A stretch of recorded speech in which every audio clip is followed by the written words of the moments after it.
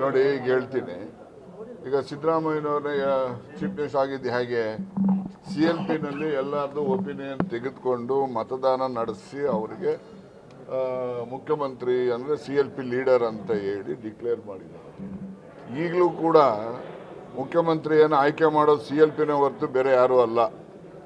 ಆದರೆ CLPನೇ ಸುಪ್ರೀಂ ಅಂತಕ್ಕಂಥದ್ದು ಈ ರಾಷ್ಟ್ರೀಯ ಪಕ್ಷಗಳ ನೀತಿ ನಡವಳಿಕೆಯಲ್ಲಿ ಇವು ಏನು ರಾಷ್ಟ್ರೀಯ ಪಕ್ಷಗಳಿರ್ತವೆ, ರಾಷ್ಟ್ರೀಯ ಪಕ್ಷಗಳಲ್ಲಿ ಮೇಲೊಬ್ಬರು ಎಲ್ಲ ರಾಜ್ಯದಲ್ಲಿರ್ತಕ್ಕಂಥ ಘಟಕಗಳನ್ನು ನಿಯಂತ್ರಣ ಮಾಡ್ತಕ್ಕಂಥದ್ದಕ್ಕೆ ಇರ್ತಾರೆ. ಅವರು ಹೈಕಮಾಂಡನ ಒಂದು ಸಹಾನುಭೂತಿ, ಅವರ ಸಮ್ಮತಿನೂ ಇರಬೇಕು, CLPM ಬಹುಮತನೂ ಕೂಡ ಇರಬೇಕು. ಇವೆರಡೂ ಇದ್ದಾಗ ಅವರು ಮುಖ್ಯಮಂತ್ರಿ ಆಗ್ತಕ್ಕಂಥದ್ದು ಪರಿಪಾಠ. ನೀವು ಭಾಳ ಜನಕ್ಕೆ ಈಗೆಲ್ಲ ಇತ್ತೀಚಿನ ಯುವಕರು ಗೊತ್ತಿರೋದಿಲ್ಲ. 72ರಲ್ಲಿ ದೇವರಾಜ ಅರಸರು ಮುಖ್ಯಮಂತ್ರಿ ಆದಾಗ ಅವ್ರು ಶಾಸಕರೇ ಇರಲಿಲ್ಲ. ಅವರು ಶಾಸಕರು ಇಲ್ಲದೇ ಇದ್ದವ್ರನ್ನ ಆಯ್ಕೆ ಮಾಡಿದ್ದು ಹೇಗೆ? ಅಂದಿನ ಶಾಸಕಾಂಗ ಪಕ್ಷದ ಸದಸ್ಯರುಗಳ ಬಹುಮತದ ಆಧಾರದ ಮೇಲೆ. ಅಂದು ನಮಗೆ ಅಬ್ಸರ್ವರ್ ಆಗಿ AICCಯಿಂದ ಬಂದಿದ್ದರು ಉಮಾಶಂಕರ್ ದೀಕ್ಷಿತ್ ಅವರು ಎಲ್ಲರದ್ದು ಅಭಿಪ್ರಾಯ ಪಡೆದು, ಅಭಿಪ್ರಾಯದಲ್ಲಿ ಈ ಥರ ದೇವರಾಜ ಅರಸರ ಸೂಚನೆ ಬಂದಿದೆ ಅಂತಕ್ಕಂಥದ್ದನ್ನು ಶ್ರೀಮತಿ ಇಂದಿರಾ ಗಾಂಧಿ ಅವರು ಆ ದಿವಸ ಬಾಂಗ್ಲಾದೇಶದಲ್ಲಿದ್ದರು. ಅವರಿಗೆ ಸಂಪರ್ಕ ಮಾಡಿ ಅವರ ಒಂದು ಅನುಮತಿಯನ್ನು ಪಡೆದು ಇಲ್ಲಿ ದೇವರಾಜ ಅರಸರನ್ನು ವಿಧಾನಸಭಾ ಸದಸ್ಯ ಅಲ್ಲದೆ ಇದ್ದರೂ ಕೂಡ ಅವರನ್ನು ಆಯ್ಕೆ ಮಾಡಿದ್ರು. ಆಯ್ಕೆಗೆ ಕಾರಣ ಅಂದಿನ CLPಯ ಸದಸ್ಯರುಗಳ ಅಭಿಪ್ರಾಯ ಮತ್ತು ಹೈಕಮಾಂಡನ ಸಹಮತಿ ಅದಿದ್ದರಿಂದ ಆಯ್ತೆ ಹೊರತು ಬೇರೆ ಯಾರೋ ಕೂತ್ಕೊಂಡು ಅದನ್ನು ತೀರ್ಮಾನ ಮಾಡೋಕ್ಕಾಗೋದಿಲ್ಲ. ಈಗ ಬದಲಾವಣೆ ಕೊಟ್ಟರೆ ಮುಂಬರ್ತಕ್ಕಂಥ ಚುನಾವಣೆಗಳು ಕೂಡ ಅನುಕೂಲ ಆಗುತ್ತೆ ಅನ್ನೋ ವಾದನೂ ಕೂಡ. ಈಗ ನಾನು ಭಾಳ ಸರಿ ಹೇಳಿದ್ದೀನಪ್ಪ, ವಿಧಾನಸಭೆಯಲ್ಲೂ ಭಾಷಣದಲ್ಲೂ ಹೇಳಿದ್ದೀನಿ.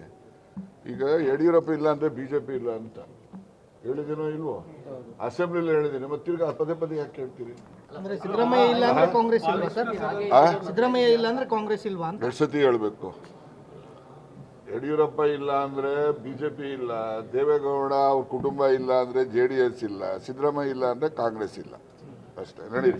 ಮುಂದೆ ಕಾಂಗ್ರೆಸ್ ಪಕ್ಷ ಉಳಿಬೇಕು ಅನ್ನೋದಾದ್ರೆ ಹೈಕಮಾಂಡ್ ಅವ್ರು ಗಮನಿಸಬೇಕು. ಇಲ್ಲಿ ಬದಲಾವಣೆ ಕಾಂಗ್ರೆಸ್ ಪಕ್ಷ ಎಲ್ಲ ಜಾತಿಯವರೆಗೂ ರಕ್ಷಣೆ ಮಾಡ್ತಕ್ಕಂಥದ್ದು ಕಾಂಗ್ರೆಸ್ ಪಕ್ಷ.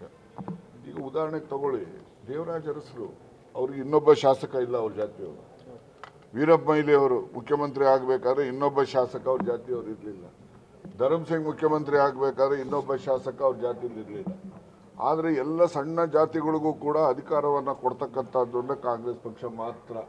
ನೋಡೋಣ, ಹೇಳಿ BJPನಲ್ಲಿ ನಮ್ಮ ಪಕ್ಷ ಬಂದರೆ ನಾಳಿಕೆ ಒಬ್ಬ ದಲಿತರನ್ನು ಮುಖ್ಯಮಂತ್ರಿ ಮಾಡ್ತೀವಿ ಅಂತ ಹೇಳಿ ನೋಡೋಣ. ಅವರು ಹೇಳೋಕ್ಕೆ ಸಾಧ್ಯನೇ ಇಲ್ಲ. ಆದರೆ ದಲಿತರಾಗಕ್ಕಾಗಲಿ, ಅಲ್ಪಸಂಖ್ಯಾತರಾಗ್ಲಿಕ್ಕಾಗಲಿ, ಇನ್ನೊಬ್ಬರು ಪರಿಶಿಷ್ಟ ವರ್ಗದವ್ರು ಆಗಬೇಕಾಗಲಿ, ಅದಕ್ಕೆಲ್ಲರಿಗೂ ಕೂಡ ಏನಾದ್ರು ಅವಕಾಶ ಬರುತ್ತೆ ಅಂತಕ್ಕಂಥ ಆಸೆ ಇದ್ರೆ ಅದು ಕಾಂಗ್ರೆಸ್ ಪಕ್ಷದ ಮೇಲೆ ಮಾತ್ರ ಭರವಸೆ ಇಡಬೇಕು. ಆಗ್ತದೆ. ಏನು ಆಕಾಶದಿಂದ ಒಂದೇ ಸರಿ ಹಿಡಿಯೋಕ್ಕಾಗ್ತದ? ಈ ಪಂಕ್ತಿನಲ್ಲಿ ಎಲ್ಲ ಕೂತ್ಕೊಂಡಂಗೆ ಎಲ್ರಿಗೂ ಟರ್ನ್ ಬಂದೇ ಬರ್ತದೆ. ಬರೋವರೆಗೂ ಕಾಯ್ಬೇಕು. 2028ಕ್ಕೂ ಸಿದ್ದರಾಮಯ್ಯ ಲೀಡರ್ಶಿಪ್ ಅಲ್ಲೇ ಹೋದ್ರೆ ಗೆಲ್ಲಿ ಸರ್. ನೋಡಪ್ಪ, ಅವರು ಈಸ್ ಎ ಮಾಸ್ ಪುಲ್ಲರ್. ಅವರು ಗೊತ್ತಾಯ್ತಾ? ಸುಮ್ಮನೆ ಅಸೂಯೆಗೆ ಯಾರು ಏನು ಬೇಕಾದ್ರೂ ಹೇಳ್ಕೋಬೋದು.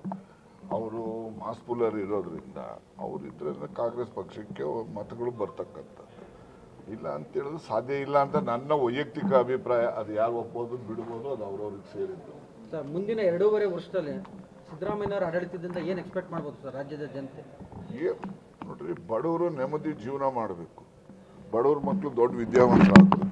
ಅವರು ದೊಡ್ಡ ದೊಡ್ಡ ಸ್ಥಾನಗಳನ್ನು ಬರಬೇಕು. ಮತ್ತು ಅವರು ಕೂಡ ಸಮಾಜದಲ್ಲಿ ಸ್ವಾಭಿಮಾನದ ಬದುಕನ್ನು ನಡೆಸ್ತಕ್ಕಂಥದ್ದು ದಟ್ಟ ದರಿದ್ರ ಸಮುದಾಯಕ್ಕೂ ಕೂಡ ದೊರಕಬೇಕು. ಆಗ ಮಾತ್ರ ಸಮಾಜದಲ್ಲಿ ನ್ಯಾಯ ಇದೆ, ಅಂಬೇಡ್ಕರ್ ಅವರ ಸಂವಿಧಾನಕ್ಕೆ ಬೆಲೆ ಇದೆ ಅಂತಕ್ಕಂಥ ಭಾವನೆ ಬರ್ತದೆ. ಅದನ್ನು ಮಾಡ್ತಕ್ಕಂಥ ಪ್ರಯತ್ನ ಸಿದ್ದರಾಮಯ್ಯ